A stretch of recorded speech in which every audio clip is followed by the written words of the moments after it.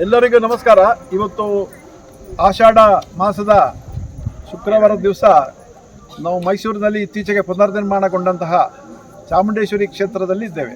ಇದು ಮೈಸೂರಿನ ಹೊರವಲಯದಲ್ಲಿರುವಂತಹ ಸುವರ್ಣನಗರದಲ್ಲಿದೆ. ಈ ಸುವರ್ಣನಗರ ಅಂತಕ್ಕಂಥ ಲೇಔಟನ್ನು ಗೋಹಳ್ಳಿ ಮತ್ತು ಕೆಎಮ್ಮನಹಳ್ಳಿಯ ಭೂ ಪ್ರದೇಶಗಳನ್ನು ಸೇರಿಸಿಕೊಂಡು ಮಾಡಲಾಗಿದೆ. ದೀಪ ಹೌಸ್ ಬಿಲ್ಡಿಂಗ್ ಕೋಆಪರೇಟಿವ್ ಸೊಸೈಟಿಯವರು ಇದನ್ನು ಮಾಡಿದ್ದಾರೆ. ಈ ಸುವರ್ಣ ಅಂತ ಹೇಳುವಂಥ ಹೆಸರು ಇದರ ಪೂರ್ವ ಅಧ್ಯಕ್ಷರು, ಬಹಳ ದೊಡ್ಡ ವ್ಯಕ್ತಿಯವರು, ಶಿವಣ್ಣ ಸುವರ್ಣ ಅಂತ ಹೇಳಿ ದಕ್ಷಿಣ ಕನ್ನಡ ಜಿಲ್ಲೆಯಿಂದ ಬಂದು ಹಿಂದೆ ಮಿಲಿಟರಿಯಲ್ಲಿ ಅವರಿದ್ದರು. ಆಮೇಲೆ ಭಾಳ ವರ್ಷ ಮಿಲಿಟರಿಯಲ್ಲಿ ಸರ್ವಿಸ್ ಮಾಡಿ ಜನಗಳ ಉಪಯೋಗಕ್ಕೋಸ್ಕರವಾಗಿ ಇಲ್ಲಿ ಹಲವು ಆ್ಯಕ್ಟಿವಿಟೀಸನ್ನು ಪ್ರಾರಂಭ ಮಾಡಿದರು. ಅದರಲ್ಲಿ ಈ ದೀಪ ಹೌಸ್ ಬಿಲ್ಡಿಂಗ್ ಕೋಆಪರೇಟಿವ್ ಸೊಸೈಟಿ ಒಂದು. ಸುವರ್ಣ ಅವರ ಜೀವನವನ್ನು ನಾವು ನೆನೆಸ್ಕೊಂಡ್ರೆ ದಕ್ಷಿಣ ಕನ್ನಡ ಜಿಲ್ಲೆಯಲ್ಲಿ ಈ ಕೋಆಪರೇಟಿವ್ ಮೂವ್ಮೆಂಟಿಗೆ ಭಾಳ ದೊಡ್ಡ ಕಾಣಿಕೆಯನ್ನು ಕೊಟ್ಟವರಿದ್ದಾರೆ. ಮೊಳಹಳ್ಳಿ ಶಿವರಾಯರು, ಕಾರ್ನಾಡ ಸದಾಶಿವರಾಯರೆಲ್ಲ ಅದೇ ಪರಂಪರೆಯನ್ನು ಅವರು ಮೈಸೂರಿಗೆ ತಗೊಂಡ್ಬಂದಿದ್ದಾರೆ ಅಂತ ಹೇಳ್ಬೋದು. ಅಷ್ಟು ತ್ಯಾಗಮಯಿ ವ್ಯಕ್ತಿಯವರು. ಅವರ ಹೆಸರಿನಲ್ಲಿ ಇದೊಂದು ಲೇಔಟನ್ನು ಈ ದೀಪ ಹೌಸ್ ಬಿಲ್ಡಿಂಗ್ ಕೋಆಪರೇಟಿವ್ ಸೊಸೈಟಿಯವರು ಪ್ರಾರಂಭ ಮಾಡಿದ್ದಾರೆ. ಇಲ್ಲಿ ನಾವು ಲೇಔಟ್ ಮಾಡುವಂಥ ಸಂದರ್ಭದಲ್ಲಿ ಒಂದು ವಿಶೇಷವಾದಂತಹ ಒಂದು ಶಿವಲಿಂಗ ನಮಗೆ ಸಿಕ್ತು. ಆ ಲಿಂಗ ಏನು ಅಂತ ನಮಗೆ ಗೊತ್ತಿರಲಿಲ್ಲ. ಒಬ್ಬರು ಆರ್ಕಿಯಾಲಜಿಸ್ಟು ಜೆ.ಕೆ. ಶರ್ಮಾ ಅವರು ಇಲ್ಲಿಗೆ ಬಂದಿದ್ದರು. ಅವರು ಅದನ್ನು ಪರಿಶೀಲನೆ ಮಾಡಿ ಇದು ಶಿವಾಲಿಕ್ ಮೌಂಟನ್ ಅಂದರೆ ಹಿಮಾಲಯದ ಕಲ್ಲು ಅಂತ ಹೇಳಿದರು. ಅದು ನಮಗೆ ಪ್ರಾರಂಭದಲ್ಲಿ ಬಂದಂಥ ಒಂದು ಮಾಹಿತಿ.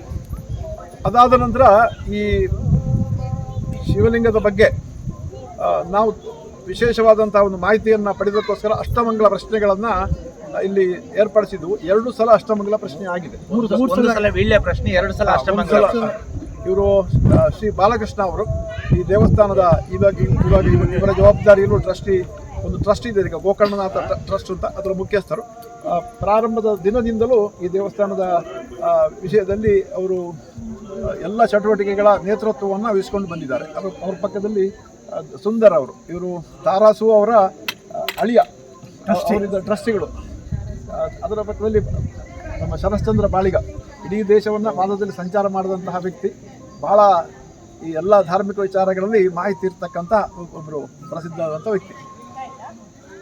ಅಷ್ಟಮಂಗಲ ಪ್ರಶ್ನೆಯಲ್ಲಿ ನಾವು ಈ ದೇವಸ್ಥಾನದ ವಿಷಯವನ್ನು ಇಲ್ಲಿ ತಿಳಿಲಿಕ್ಕೆ ನಮಗೆ ಪ್ರಯತ್ನಿಸಿದಾಗ 2 ಬಗೆಯ ವಿಚಾರಗಳು ಬಂತು. ಪ್ರಾರಂಭದಲ್ಲಿ ಇದು ಹಿಮಾಲಯದಿಂದ ತಂದ ಶಿವಲಿಂಗ ಅಂತ ಹೇಳುವಂಥದ್ದು ಒಂದು. ಅದಾದ ನಂತರ ಇನ್ನೊಂದು ಅಷ್ಟಮಂಗಲ ಪ್ರಶ್ನೆಯಲ್ಲಿ ಈ ಶಿವಲಿಂಗದಲ್ಲಿ ಪ್ರಬಲವಾಗಿರ್ತಕ್ಕಂಥದ್ದು ದೇವಿ ಶಕ್ತಿ, ಚಾಮುಂಡೇಶ್ವರಿ ಶಕ್ತಿ ಅಂತ ಹೇಳುವಂಥದ್ದು ತಿಳಿದು ಬಂತು. ಆದರೆ ಇದರ ಹಿಂದಿನ ಪುರಾಣದ ಕಥೆ ಇದೆಯಲ್ಲ, ಅದು ತಿಳಿದು ಬಂದಿಲ್ಲ. ನಮ್ಮೆಲ್ಲರ ಭಾಗ್ಯ ತಮಿಳುನಾಡಿನ ಕರೂರು ಅಂತ ಹೇಳುವ ಜಾಗದಲ್ಲಿ ಪ್ರಸಿದ್ಧರಾಗಿರ್ತಕ್ಕಂತಹ ಸಿದ್ಧ ಗುರೂಜಿಯವರು ಒಂದು ಸಂದರ್ಭದಲ್ಲಿ ಇಲ್ಲಿಗೆ ಬಂದರು. ಅವ್ರ ಹತ್ರ ಜೀವನಾಡಿ ಇದೆ. ಆ ಜೀವನಾಡಿಯ ಮುಖಾಂತರ ನಾವು ಪ್ರಶ್ನೆಗಳನ್ನು ಕೇಳಿದಾಗ ಈ ದೇವಸ್ಥಾನದ ಈ ಶಿವಲಿಂಗದ ಸಂಪೂರ್ಣ ವಿವರ ನಮಗೆ ಲಭಿಸಿತು. ಬಂಧುಗಳೇ, ಅನಾದಿ ಕಾಲದಲ್ಲಿ, ಅದರ ದ್ವಾಪರ ಯುಗದಲ್ಲಿ, ಈಗ ಒಂದು 5000 ವರ್ಷಗಳ ಹಿಂದೆ ಕೈಲಾಸದಲ್ಲಿ ಒಬ್ಬರು ಸಿದ್ಧರಿದ್ದರು. ಅವರು ಕೈಲಾಸನಾಥ ಸಿದ್ಧರು ಅಂತ. ಅವರು ಬಹಳ ವರ್ಷ ಶಿವನನ್ನು ತಪಸ್ಸು ಮಾಡ್ತಾರೆ. ಆ ಶಿವ ಅವರಿಗೆ ದಕ್ಷಿಣಕ್ಕೆ ಹೋಗುವಂತೆ ಒಂದು ಅಣತಿಯನ್ನು ಮಾಡ್ತಾರೆ. ನೀನು ದಕ್ಷಿಣಕ್ಕೆ ಹೋಗಬೇಕು, ಅಲ್ಲೇ ಜನರಿಗೆ ನೀನು ಒಂದು ವಿಶೇಷವಾದಂತಹ ಅನುಗ್ರಹವನ್ನು ಮಾಡಿಕೊಂಡು ಮಾರ್ಗದರ್ಶನ ಮಾಡಿಕೊಂಡು ಇರಬೇಕು ಅಂತ ಹೇಳುವಂಥದ್ದು ಹೇಳ್ತಾರೆ. ಅದರವರು ಅಷ್ಟು ಸುಲಭದಲ್ಲಿ ಹೋಗ್ಲಿಕ್ಕೆ ಒಪ್ಪಿಕೊಳ್ಳೋದಿಲ್ಲ. ಯಾಕಂದರೆ ಅವರಿಗೆ ಆ ಒಂದು ಕೈಲಾಸದ ಅಟ್ಯಾಚ್ಮೆಂಟ್ ಅಷ್ಟು ಇರುತ್ತದೆ. ನನಗೊಂದು ಶಿವಲಿಂಗ ಬೇಕು ಅಂತ ಹೇಳ್ತಾರೆ. ಅವರಿಗೊಂದು ಬೃಹದಾಕಾರದ ಶಿವಲಿಂಗವನ್ನು ಕೊಡ್ತಾರೆ. ಇಲ್ಲಿ ನೋಡಿ, ಈ ಶಿವಲಿಂಗ ನಮ್ಗೆ ಇಲ್ಲಿ ಏನು ಇವತ್ತು ನಮಗೆ ಸಿಕ್ಕಿದೆ, ಇದನ್ನು ನಾವು ಈ ದೇವಸ್ಥಾನವನ್ನು ಪುನರ್ ಪ್ರತಿಷ್ಠಾಪನೆ ಮಾಡುವ ವೇಳೆ ಅದನ್ನು ಸ್ಥಳದಿಂದ ಅಲುಗಾಡಿಸಿಲ್ಲ. ಅದರ ಸುತ್ತಮುತ್ತಲು ಇರೋ ಮಣ್ಣನ್ನೆಲ್ಲ ತೆಗೆದು ಕ್ಲೀನ್ ಮಾಡಿದ್ದೇವೆ. ಆ ಸಂದರ್ಭದಲ್ಲಿ ನಮಗೆ ಕಂಡು ಬಂದಿದ್ದು ಏನಂದರೆ, ಇದು 100 kg ತೂಕ ಇರತಕ್ಕಂಥ ಒಂದು ಶಿವಲಿಂಗ. ಅನಾದಿ ಬಹುಶಃ ಒಂದು 1000 kg ಇರಬಹುದು. ಅದನ್ನು ಅನಾದಿ ಕಾಲದಲ್ಲಿ ಹಿಮಾಲಯದಿಂದ ಇಲ್ಲಿಗೆ ಹೇಗೆ ತಗೊಂಡು ಬಂದರು ಅಂತ ಹೇಳೋದು ಪ್ರಶ್ನೆ ನಮ್ಮೆಲ್ಲರನ್ನು ಕಾಡಬಹುದು. ಇದಕ್ಕೆ ಉತ್ತರ ಇರ್ತಕ್ಕಂಥದ್ದು ಸಿದ್ಧವಿದ್ಯೆಯಲ್ಲಿ. ಅದನ್ನು ಈ ನಾಡಿಯಲ್ಲಿ ಆ ಪ್ರಶ್ನೆಗೆ ಉತ್ತರ ಬಂದಿದೆ. ಈ ಶಿವಲಿಂಗವನ್ನು ತರುವಂಥ ಒಂದು ವಿಶೇಷವಾದಂಥ ಜವಾಬ್ದಾರಿ ಈ ಸಿದ್ಧರಲ್ಲಿ ಇತ್ತು. ಆ ಸಂದರ್ಭದಲ್ಲಿ ನೆರವಿಗೆ ಬಂದವರು ಅಗಸ್ತ್ಯ ಮಹರ್ಷಿಗಳು. ಸಾಕ್ಷಾತ್ ಶಿವನೇ ಅಗಸ್ತ್ಯ ಮಹರ್ಷಿಗಳಿಗೆ ಈ ಶಿವಲಿಂಗವನ್ನು ದಕ್ಷಿಣಕ್ಕೆ ತರುವಾಗ ಹೇಳ್ತಾರೆ. ಅಗಸ್ತ್ಯ ಮಹರ್ಷಿಗಳು ಸಿದ್ಧ ವಿದ್ಯೆಯಲ್ಲಿ ಅತ್ಯಂತ ಪ್ರಾವೀಣರು. ಅವರು ವಿಶೇಷವಾದಂಥ ಆಯುರ್ವೇದದ ಗುಳಿಗೆಗಳನ್ನು ಮಾಡ್ತಾಯಿದ್ರು. ಆ ಗುಳಿಗೆಯನ್ನು ತಿಂದರೆ ಅವನಿಗೆ ಈ ಗ್ರಾವಿಟೇಷನ್ ಪವರಿಂದ ಅವನು ಹೊರಗೆ ಬರ್ತಾ ಇದ್ದ. ಇದು ತಮಿಳುನಾಡಿನ ಈ ಸಿದ್ಧ ಪರಂಪರೆಯಲ್ಲಿ ಈ ವಿದ್ಯೆ ಬಹಳ ಪ್ರಸಿದ್ಧವಾಗಿದೆ. ಹಿಂದೆ ಬೇರೆ ಬೇರೆ ಸಿದ್ಧರು, ಭೋಗರು ಇರ್ಬೋದು, ಕಳಂಗಿನಾಥರು ಇರ್ಬೋದು, ಕಮಲಮುನಿ ಇರ್ಬೋದು, ಅವರೆಲ್ಲ ತಮಿಳುನಾಡಿಂದ ಚೈನಾಕ್ಕೆ ಸಂಚಾರ ಮಾಡ್ತಾ ಇದ್ದರು ಅಂತ ಹೇಳೋದನ್ನು ನಾವು ಕೇಳ್ಕೊಂಡು ಬಂದಿದ್ದೇವೆ. ಅವರೆಲ್ಲ ಈ ಗುಳಿಗೆಗಳನ್ನು ತಿಂದು ಆ ಗ್ರಾವಿಟೇಷನ್ ಪವರಿಂದ ಹೊರಗೆ ಬಂದು ಅವರ ಇಚ್ಛಾನುಸಾರವಾಗಿ ಆಕಾಶದಲ್ಲಿ ಪ್ರಯಾಣ ಮಾಡ್ತಾ ಇದ್ದರು ಅಂತ ಹೇಳಿ, ಆ ರೀತಿಯಾಗಿ ಆಕಾಶ ಮಾರ್ಗದಲ್ಲಿ ಕೈಲಾಸನಾಥ ಸಿದ್ಧರು ಮತ್ತು ಅಗಸ್ತ್ಯರು ಆ ಒಂದು ಶಿವಲಿಂಗವನ್ನು ಈ ಭೂ ಪ್ರದೇಶಕ್ಕೆ ತರ್ತಾರೆ. ಈಗ ಅವ್ರು ತರುವಂಥ ಒಂದು ಸಮಯದಲ್ಲಿ ಈ ಪ್ರದೇಶಕ್ಕೆ ಕುಂಗುವನ ಅಂತ ಹೇಳ್ತಕ್ಕಂಥ ಒಂದು ಹೆಸರಿತ್ತು. ಇಲ್ಲಿ ಒಂದು ನದಿಯೂ ಹರಿಯುತ್ತಾ ಇತ್ತಂತೆ ಆ ಸಂದರ್ಭದಲ್ಲಿ. ಈಗ ವರ್ಷ ಅದು ಭೂಗತ ಆಗಿದೆ, ಕಾವೇರಿಯ ಒಂದು ಬ್ರಾಂಚ್ ಇರ್ಬೋದು. ಇಲ್ಲಿ ತುಂಬ ಕೃಷಿ ಕಾರ್ಯಗಳು ನಡೀತಾ ಇದ್ದವು, ವನಗಳಿದ್ದವು, ಹಣ್ಣು ಹಂಪಲು ಬೆಳೀತಾ ಇದ್ದರು. ಹಾಗೆ ಈ ಪ್ರದೇಶದಲ್ಲಿ ತುಂಬ ಪಶುಗಳಿದ್ದು, ಪಶು ಪಕ್ಷಿಗಳು ಎಲ್ಲ ಧಾರಾಳವಾಗಿ ಸಮೃದ್ಧವಾದಂಥ ಒಂದು ಜಾಗ ಆಗಿತ್ತು. ಆದರೆ ಅಂಥ ಒಂದು ಸಮಯದಲ್ಲಿ ಒಬ್ಬ ರಾಕ್ಷಸ ಹುಟ್ಟುಕೊಳ್ತಾನೆ. ಅವನು ಜನರಿಗೆ ತೀವ್ರವಾಗಿ ಕಾಡ್ತಾನೆ. ಪ್ರತಿ ದಿವಸ ಜನರ ಮೇಲೆ ದಾಳಿ ಮಾಡೋದು, ಜನರನ್ನು ಕೊಲ್ಲೋದು, ಪಶು ಪಕ್ಷಿಗಳನ್ನು ತೊಂದರೆ ಕೊಡೋದು, ತಿಂದಾಕೋದು, ಇದೆಲ್ಲವನ್ನು ಮಾಡ್ತಾ ಇದ್ದ. ಅವನ ಉಪಟಳ ಮಿತಿಮೀರಿ ಜನ ಭಾಳ ರೋಸಿ ಹೋಗಿದ್ರು. ಅಂಥ ಸಂದರ್ಭದಲ್ಲಿ ಅಗಸ್ತ್ಯ ಮಹರ್ಷಿಗಳು ಇಲ್ಲಿ ಯಾವಾಗ ಬಂದಾಗ ಜನಗಳೆಲ್ಲ ಅಗಸ್ತ್ಯರಿಗೆ ಹೋಗಿ ಪ್ರಾರ್ಥನೆ ಮಾಡ್ತಾರೆ, ಆ ಒಂದು ದುಷ್ಟನನ್ನು ನಿಗ್ರಹ ಮಾಡಿ ಅಂತ ಹೇಳ್ತಕ್ಕಂಥದ್ದು. ಬಂಧುಗಳೇ, ಹಿಂದೆ ನಾವು ನೋಡಿದ್ದೀವಿ ವಾತಾಪಿ ಎಲ್ಲವರನ್ನ ಹೇಗೆ ಅಗಸ್ತ್ಯ ಮಹರ್ಷಿಗಳು ನಿಗ್ರಹ ಮಾಡಿದ್ರು ಅಂತ. ಬಹುಶಃ ಆ ವಿಷಯವನ್ನು ಅರಿತಿದ್ದಂತಹ ಜನಗಳು ಅಗಸ್ತ್ಯರು ಈ ಕೆಲಸವನ್ನು ಮಾಡಬಹುದು ಅಂತ ಹೇಳುವಂತಹ ಒಂದು ನಂಬಿಕೆಯಲ್ಲಿ ಅಗಸ್ತ್ಯರ ಬಳಿ ಧಾವಿಸಿ ಬರ್ತಾರೆ. ಆದರೆ ಅಗಸ್ತ್ಯರು ಏನು ಮಾಡ್ತಾರೆ, ಇದು ಚಾಮುಂಡೇಶ್ವರಿ ಕ್ಷೇತ್ರ, ತಾಯಿ ಚಾಮುಂಡೇಶ್ವರಿಯ ಕ್ಷೇತ್ರದಲ್ಲಿ ಚಾಮುಂಡೇಶ್ವರಿಗೆ ಕೇಳದೆ ಯಾವ ಕೆಲಸವನ್ನು ಮಾಡಲಿಕ್ಕೆ ಆಗುವುದಿಲ್ಲ. ಅವರು ದೀರ್ಘವಾದಂಥ ಒಂದು ತಪಸ್ಸನ್ನು ಗೈದು ಆ ದೇವಿಗೆ ಪ್ರಾರ್ಥನೆಯನ್ನು ಮಾಡ್ತಾರೆ. ಅಗಸ್ತ್ಯರ ಪ್ರಾರ್ಥನೆಯಿಂದ ಒಲಿದಂತಹ ದೇವಿ ಪ್ರತ್ಯಕ್ಷಳಾಗಿ ಅವಾಗ ಅಗಸ್ತ್ಯರಿಗೆ ಹೇಳ್ತಾರೆ, ಮಗನೇ, ನಿನಗೆ ಇಂಥ ಒಂದು ಸಣ್ಣ ವಾತಾಪಿ ಎಲ್ಲವರನ್ನ ನೀನು ಹಿಂದೆ ನಾಶ ಮಾಡಿದ್ಯಾ, ಕಾಲಕ್ಕೆ ರಾಕ್ಷಸರನ್ನು ನೀನು ನಾಶ ಮಾಡಿದ್ಯಾ, ಇಂಥ ಒಂದು ಸಣ್ಣ ರಾಕ್ಷಸನನ್ನು ನಿನಗೆ ಇದು ನಿಗ್ರಹ ಮಾಡ್ಬೋದಲ್ಲ ಅಂತ ತಾಯಿ ಚಾಮುಂಡೇಶ್ವರಿ ಅಗಸ್ತ್ಯರಿಗೆ ಕೇಳ್ತಾರೆ. ಆಗ ಅಗಸ್ತ್ಯರು ಹೇಳ್ತಾರೆ, ತಾಯಿ, ಇದು ನಿನ್ನ ಕ್ಷೇತ್ರ, ನಿನ್ನ ಅನುಮತಿ ಇಲ್ಲದೆ ಯಾವುದೂ ಇಲ್ಲಿ ಮಾಡಬಾರ್ದು ಅಂತ ಹೇಳುವಂಥ ವಿಷಯವನ್ನು ಹೇಳ್ತಾರೆ. ಅಂಥ ಸಂದರ್ಭದಲ್ಲಿ ಅಲ್ಲಿ ಒಂದು ದೇವಿಯ ಆದೇಶದ ಅನುಸಾರವಾಗಿ ಒಂದು ಯಜ್ಞವನ್ನು ಮಾಡಲಾಗ್ತದೆ. ಆ ಯಜ್ಞದಲ್ಲಿ ಮಾಡೋ ಸಂದರ್ಭದಲ್ಲಿ ತಾಯಿ ಚಾಮುಂಡೇಶ್ವರಿ ತನ್ನ ವಿಶ್ವರೂಪ ದರ್ಶನವನ್ನ ಅಗಸ್ತ್ಯರಿಗೆ ಕೊಡ್ತಾರೆ. ಇದೇ ಜಾಗದಲ್ಲಿ ವಿಶ್ವರೂಪ ದರ್ಶನವನ್ನ ಅಗಸ್ತ್ಯರಿಗೆ ಚಾಮುಂಡೇಶ್ವರಿ ಕೊಟ್ಟಂತಹ ಇದೊಂದು ಅತ್ಯಂತ ಪವಿತ್ರವಾದಂತಹ ಕ್ಷೇತ್ರ. ಆಮೇಲೆ ಯಜ್ಞದಲ್ಲಿ ಉದ್ಭವಿಸಿದಂತಹ ಆ ದೇವಿ ವಿಶ್ವರೂಪ ದರ್ಶನವನ್ನು ಕೊಟ್ಟು ಈ ಶಿವಲಿಂಗದಲ್ಲಿ ಐಕ್ಯರಾಗ್ತಾರೆ. ಅದಕ್ಕೆ ಇವತ್ತು ಆ ಲಿಂಗದಲ್ಲಿ ಶಿವಶಕ್ತಿಗಿಂತ ತಾಯಿ ಚಾಮುಂಡೇಶ್ವರಿ ಶಕ್ತಿ ಇವತ್ತು ಪ್ರಬಲವಾಗಿದೆ ಅಂತ ಹೇಳುವಂತಹ ಒಂದು ವಿಷಯದಿಂದಾಗಿ ಇದು ಚಾಮುಂಡೇಶ್ವರಿ ಕ್ಷೇತ್ರ ಆಗಿದೆ. ಬೆಟ್ಟದ ತಾಯಿ ಹೇಗೆ ಇದ್ದಾಳೋ ಅದೇ ಥರ ಈ ಕ್ಷೇತ್ರವು ಇವತ್ತು ಬೆಳಗಲಿಕ್ಕೆ ಪ್ರಾರಂಭ ಆಗಿದೆ. ಇದು ಈ ದೇವಸ್ಥಾನ 2018ರಲ್ಲಿ ನಿರ್ಮಾಣ ಆಯಿತು. ಆ ನಿರ್ಮಾಣ ಆದ ನಂತರ ದಿನಕ್ಕೆ ಈ ದೇವಾಲಯದ ಒಂದು ಏನು ವಿಶೇಷ ಪ್ರಗತಿಯಲ್ಲಿದೆ. ಜನರು ಇಲ್ಲಿ ಅನುಗ್ರಹಗಳನ್ನು ಪಡೀತಾ ಇದ್ದಾರೆ.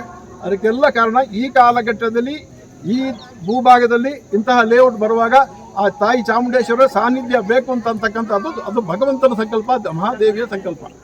ಈ ಕಾಲಘಟ್ಟದಲ್ಲಿ ಬೆಳಗು ಹಾಗೆ ಒಂದು ಆ ಭಗವಂತ ಸಂಕಲ್ಪ ಮಾಡಿದ್ದಿರಬೇಕು. ಅದರಿಂದ ಈ ಸುವರ್ಣ ಲೇಔಟಲ್ಲಿ ಈ ತಾಯಿ ಚಾಮುಂಡೇಶ್ವರಿ ಕ್ಷೇತ್ರ ಇವತ್ತು ಬೆಳಗುತ್ತಾ ಇದೆ. ಶಕ್ತಿಯಿಂದಾಗಿ ಅದು ಏನಿಲ್ಲದೆ ಇರೋದು ಇಷ್ಟೆಲ್ಲ ದೊಡ್ಡದಾಗಿ ಬಂದಿದೆ. ಇಲ್ಲಿ ಏನು ಇರಲ್ಲ, ಬಟ್ಟ ಬಯಲಿನಲ್ಲಿ ಆ ಲಿಂಗ ಒಳಗೆ ಹುಡುಗಿದ್ದ ಲಿಂಗ ಅದ್ಭುತವಾದಂಥ ದೇವಾಲಯ ಇಲ್ಲಿ ನಿರ್ಮಾಣ ಆಗಿದೆ.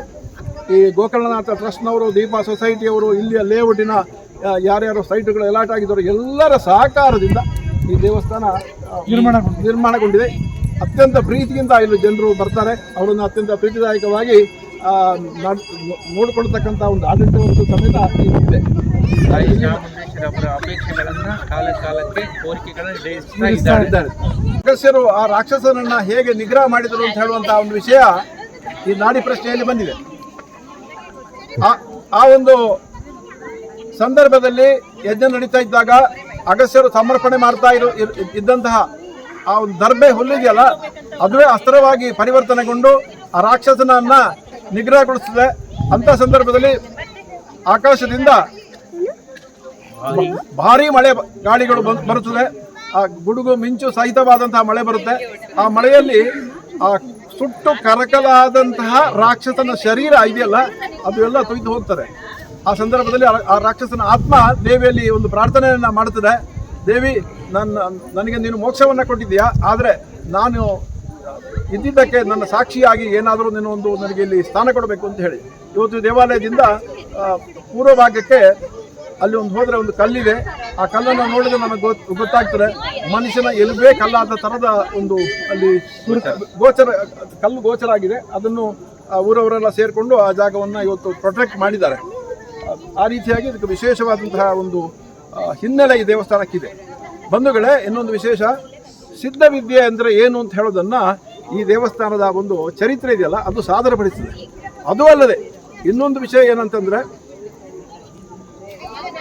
ತಂಜಾವೂರಿನ ಬೃಹದೇಶ್ವರ ದೇವಸ್ಥಾನದಲ್ಲಿ 80 ಟನ್ ಇರುವಂಥ ಕಲ್ಲನ್ನು ಹೇಗೆ ಮೇಲೆ ಕೊಂಡೊಯ್ದರು ಅಂತ ಅದು ಬೇರೆ ಬೇರೆಯವರು ನಾನಾ ಥರದ ಸ್ಟೋರಿಗಳನ್ನು ಬಿಲ್ಡಪ್ ಮಾಡ್ಕೊಂಡಿದ್ದಾರೆ. ಇದು ಬೇರೆ ಯಾವುದ ವಿಷಯದಿಂದಲ್ಲ, ಕರೂರು ಸಿದ್ಧರು ಸಿದ್ಧ ವಿದ್ಯೆಯ ಪ್ರಾವೀಣ್ಯವನ್ನು ಪಡೆದವರು. ಈ ಏನು ನಮ್ಮ ಗ್ರಾವಿಟೇಷನ್ ಪವರ್ ಇದೆ ಅದನ್ನು ನ್ಯೂಟ್ರಲೈಸ್ ಮಾಡುವಂತಹ ಅತ್ಯದ್ಭುತವಾದಂಥ ವಿದ್ಯೆ ಈ ಸಿದ್ಧರಿಗಿತ್ತು. ಆದ್ದರಿಂದಲೇ ಹಿಮಾಲಯದಿಂದ ಈ ಕಲ್ಲನ್ನು 1000 kg ತೂಕದ ಕಲ್ಲನ್ನು ಇಲ್ಲಿಗೆ ತರಲಿಕ್ಕೆ ಸಾಧ್ಯ ಆಯಿತು. ಅಂದಿನ ಕಾಲಘಟ್ಟದಲ್ಲಿ ಇಲ್ಲದೆ ತರಲಿಕ್ಕೆ ಸಾಧ್ಯನೇ ಇರಲಿಲ್ಲ. ಈ ನಮ್ಮ ಪ್ರಾಚೀನ ಋಷಿಮುನಿಗಳ ವಿದ್ಯೆ ಏನಿದೆ ಅದು ಇಂದಿನ ಜನಾಂಗಕ್ಕೆ ಲಭ್ಯ ಆಗಬೇಕು. ಅದಕ್ಕೆ ನಾವು ಸಮಗ್ರವಾಗಿ ಈ ಸಿದ್ಧ ಸಾಹಿತ್ಯಗಳನ್ನು ಇವತ್ತು ಅಭ್ಯಾಸ ಮಾಡಬೇಕಾದಂಥ ಒಂದು ಅಗತ್ಯತೆ ಇದೆ. ಅದು ಅಧ್ಯಯನ ಮಾಡಬೇಕಂತಂದರೆ ಎಲ್ಲ ಸಿದ್ಧ ಲಿಟ್ರೇಚರ್ಗಳು ಪ್ರಾಚೀನ ತಮಿಳಿನಲ್ಲಿದೆ. ಅದು ಟ್ರಾನ್ಸ್ಲೇಟ್ ಆಗಬೇಕು ಇಂಗ್ಲೀಷಿಗೆ ಮತ್ತು ಇತರ ಭಾಷೆಗಳಿಗೆ. ಅವು ಜನರಿಗೆ ಅದನ್ನು ಅಧ್ಯಯನ ಮಾಡಲಿಕ್ಕೆ ಅವಕಾಶ ಆಗುತ್ತೆ. ಎಲ್ಲರಿಗೂ ನಮಸ್ಕಾರ.